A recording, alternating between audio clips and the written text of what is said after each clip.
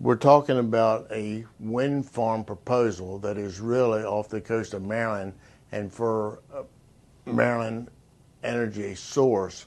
And at the public hearing they had in Ocean City, I made the comment, if it's going to be a Maryland source of energy, let's keep everything in Maryland and not jeopardize bringing it through the state of Delaware. Orsted was tasked to do the construction of the Skipjack wind farm off the coast of Delaware and Maryland. In that task, they were tasked to do a geotechnical investigation of the route from really where they're going to bring it in off Fenwick to the power plant in Millsboro. It's very upsetting to hear after they started the permit process of a route that is totally in your district, hearing it from a constituent in the store that happened to read it, I think in the Coastal Point. Doing some investigation, yes, they have applied for the permit process through DelDOT and DNRAC.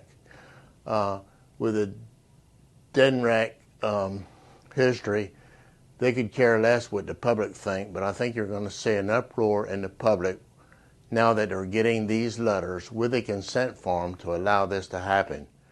They have to get not only town and DNRAC and DelDOT approval, but they've got to get individual lot approvals. I don't think that's going to happen. The reason why I say I don't think that's going to happen, I did chair the Energy Committee when Blue Water Wind got all the approvals to build the ocean farm off Delaware, and the route that they wanted to bring the transmission lines in could not be worked out, and that's really what stopped the project.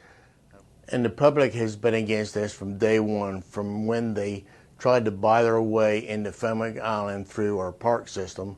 And the upsetting thing is the General Assembly has been totally left out of this process the same way they were left out of the EV process. I think the wind farm off the coast is just almost as popular as the EV mandate.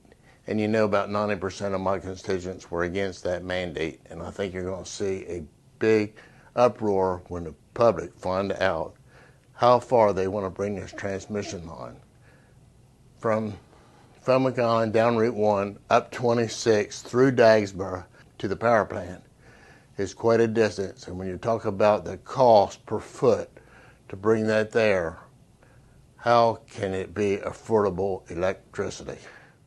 I opposed the wind farm when it was Blue Water Wind off our coast, and we're a tourism community, a tourism state. You don't want to do one thing to jeopardize that industry.